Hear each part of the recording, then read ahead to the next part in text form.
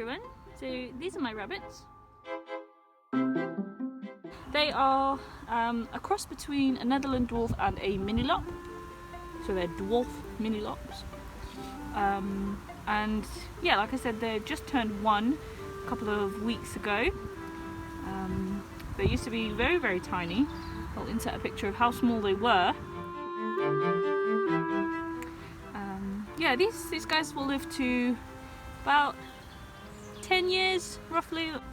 They are quite shy, hence why I am sort of standing back a little bit, but they do love to nibble on all this grass that they have. They've got all this grass still. They love this little wooden hide. I just got this from Pets at Home, and it's just like sort of willow sticks sewn together, I guess, with wire. And what I like to do is inside I put little treats. So this is just, again, from Pets at Home. It's just a little sort of cup that they can eat, and it's filled with dried apple, which is some of their favourite snacks, and you can see they've already made a little bit of a dent in there. And because they're prey animals, you have to give them a lot of space to hide, so that they feel safe. Otherwise they'll just be stressed out all the time, and you may get some very poorly rabbits. Rabbits, they have teeth that never stop growing, so they often need to chew on things to make sure that their teeth kind of get worn down a bit. Otherwise they can get bad teeth problems, and actually their teeth can hurt them if they get too big. So yeah, just get these like willow sticks. It's literally just some sticks from a willow tree with these like twisty bits, and it's really good like enrichment for them because they chew on the little twisty bits and they can get to the sticks as well. And everything here is edible. They can eat all of this, which is good, isn't it? Bye, Hazel. Another great thing, again, Pets at Home is where I go for all my supplies, but another great thing is these kind of like teeth grinding chews. So this is like a corn on the cob one. You can get one with like a little peanut on it or something. It doesn't really matter the shape or whatever, but they absolutely love these gnaw toys because they can just gnaw on it all day long, and it helps grind their teeth down. And I like to put it sort of slightly off the ground so that they have to reach to get it, because again that's really good enrichment for them. Let's head inside then and we can have a look at what we've got. So yeah, as you can see, I've just cleaned them out, so they've got some fresh sawdust. It's not too thick, so far. Just sort of a tip of the finger's depth. I've got a bowl for each of them, and every morning I give them a handful of these pellets. Now these are just the Pets at Home own brand pellets for rabbits, but they're really good and my rabbits really like them. You can get like other ones which are slightly more like formulated and specialised, but my rabbits can't really tell the difference, so I just give them the ones that I can afford. So these are the pellets I get, Science Selective adult rabbit food. It's a 4 kilogram bag, as you can see, and yeah, it lasts quite a while, and they love it. So you can get a bigger bag, but this bag is 4 kilograms, it cost me $8.99. It's pretty good. So yeah, those are the pellets that I give them, and they really love them. I like these bowls as well. They've got little carrots on the side, one each. They don't really know the difference between whose bowl is whose. They kind of just nibble out of both of them, which is why one of them might be a little bit less than the other, but they do get the same amount of food every morning. Every morning as well, I also give them plenty of hay. Now they do have grass, which is good that they can nibble on, but it's important to give your rabbits enough hay as well throughout the day. They will eat this. Hay actually makes up 80% of a rabbit's diet, which is important.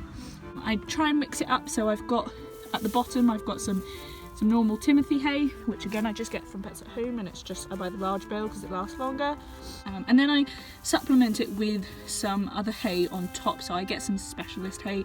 This one is a carrot and apple hay, so it's got bits of carrot and apple inside, and they really love it. One last thing I'll show you is just how I store and keep all of their food, and sawdust and etc. Now I like to make life easy for myself, and I got one of these 80-litre bins just from B&Q. It's really great because if we open it up, So I've got my pellets in here, I've got my Timothy hay with the carrot and apple. I've also got some fresh veg for them. My rabbits love the spring greens, which I just get them from Aldi and they're super cheap and they last really long as well. This is one of their favourite treats, the salad bowl, also from Pets at Home. This has got nettle, raspberry, dandelion leaf, fruit and veg in this palm leaf bowl, which they can actually eat, and they actually do, once they finish everything inside, they actually do eat the bowl, which again it's good stimulation for them, it's good enrichment, gives them a bit of a treat, but it also helps keep those teeth nice and short. So if I take the hay out and the pellets, you can see right at the bottom I have got their sawdust. Now I bought this in a bag like what the hay came in, and I actually just took it all out. I don't have to worry about getting the sawdust out of the packet and spilling it everywhere. Instead, I just put my hand in the bin and then I can put it straight into the hutch, which is right there. So nice and easy. It also creates a great waterproof storage solution in which I can just store all my things. Well, most of my things, you'll see where the rest are. So the rest of their stuff is stored underneath this plastic bag. I put the plastic bag over. This is the bag I use to put their old sawdust in when I'm cleaning them out, and then I just put it in the compost bin because it's actually really good compost. So take this off. I keep this here, and it's just a simple kind of like, you know, it keeps the stuff inside this green bucket dry if it rains, but it's also a handy black bag for when I'm cleaning them out. So currently I am on this bag of pellets. You can see I'm getting near the bottom. I'm not completely out, but I like to make sure I've got enough, which is why I've got the other bag. And this bag of Timothy hay. So yeah, you can see I've got loads left there. And I put a big handful of it in their hutch this morning when I fed them. And yeah, that's it. That's all that's in here. So in here is basically, it's the stuff I use every day, plus the scoop I use to clean them out. It's a little bit dirty because I've just cleaned them out. Yeah, so this is just like a cat litter scoop. Again, got a Pets at Home super cheaply, and this just slots in there. So like I said, this is the stuff I use every day to feed them. I'll give them some vegetables every now and again as well. Yeah, and then I just cover it up with this plastic bag again, so that if it rains it doesn't get wet. So when you first get rabbits, it doesn't matter where you get them from, if you get them from a shop like Pets at Home or if you get them from a breeder. My rabbits were from a breeder, a family friend we knew. Their rabbits accidentally had babies because they thought they had two of the same gender, but turns out they weren't. So lots of baby rabbits, lots of bunnies. Yeah, so wherever you get them, it's really important that you are prepared to receive them. It's very much like when you get a dog or a cat. You want to make sure that you've got somewhere for them to sleep, somewhere for them to feel comfortable and safe, somewhere for them to call their own, and their own space. Because, you know, rabbits they're prey animals, and because they're prey animals, their instincts is to be scared a lot of the time. So when you do first get rabbits, it's important to have that space that they can call their own. And when you bring them home, the most important thing is to not play with them immediately, because wherever they've come from, they would have travelled quite a bit. And it may not seem like a lot for you. It could be just 5 minutes down the road that you've travelled, but for them it's quite traumatising. It's quite unfamiliar to be in a car. Yeah, it's scary for them. So first thing to do when you bring your rabbits home is put them in their hutch or enclosure, wherever they're going to be kept, and leave them for 24 hours. You want to make sure that they're fed, make sure that they're watered, but don't pick them up or make a fuss over them or play with them for at least 24 hours because you want to get them to acclimatise to their new home. So that's the first thing.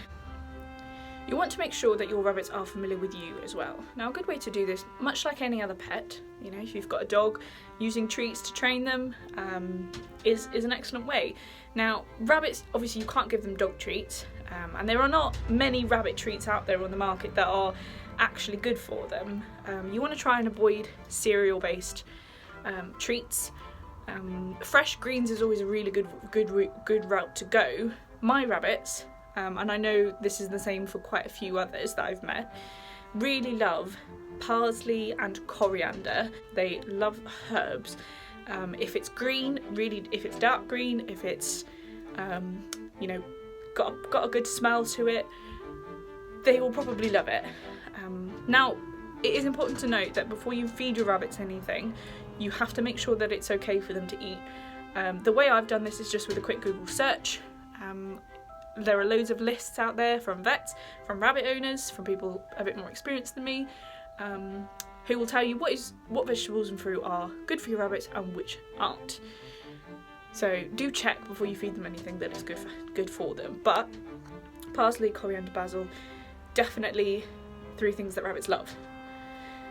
So what I do to make my rabbits comfortable with me and familiar with me is I will start off with about once a week when you initially get them.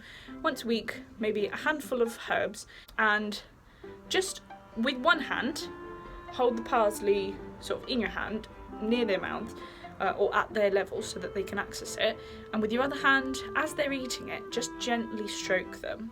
You want to keep doing this until they are sort of in a routine and comfortable with you being around while they eat. Now, this is going to take time, like with any animal. When you train them, it takes time, it takes diligence, and you have to be consistent with it. The moment you aren't consistent, those rabbits will sort of lose that bond they have with you, and yeah, you'll have to start from square one. Just remember that rabbits are social animals, and ideally they want to be housed with another rabbit, at least one other. So pairs is usually what you'll find in rabbits. Sometimes you'll get them in bigger families, but the risk you run there is babies, obviously. They don't call it breeding like rabbits for nothing. So yeah, if you can, get 2 rabbits. If you can't, 1 is fine. Just make sure that they have a lot of enrichment in their hutch and that they don't get bored, because that won't be a very good life. Later on in this video, I will pick my rabbits up and show you some health checks that you can do, some things to look out for, and some important tips, so stick around for those. Okay, I've got Juniper here with me. She's going to help me to show you what kind of health checks you can do on your rabbit. I've just picked her up, so her heart is racing a bit, but she's absolutely fine. Here we go. Here's Juniper. Say hi. You're a bit jumpy today. Right. The main thing you need to do is you need to check for any poo that might have got stuck. So what you do, have them on their back like this. Make sure you've got them securely by your 2 hands, and you just use your fingers to sort of check their bottom, see if there's any poo there. And I can't see any, and it feels nice and smooth and not clogged up or like there's bits or anything. So she is all good to go. She's got nice big feet. Just check her claws as well. Those are looking lovely. Check them on both feet. Yeah, they're looking good. If their claws do get too long, you may need to take them to the vet to get them clipped. I wouldn't recommend doing it yourself unless you are thoroughly bonded with your rabbit. And also if you know how to do them properly. It's very different to cutting dogs' claws, because obviously they're much more jumpy, but you do need to, yeah, if they are too long, take them to the vet to get them clipped. Juniper is enjoying the sun. I always check their ears as well. Mini lops, their ears are always down, so you'll see them, and when they do get angry, you put their ears back like she's done. Now, she's not very happy that I'm holding her at the moment, but that's because we haven't done much bonding in a while.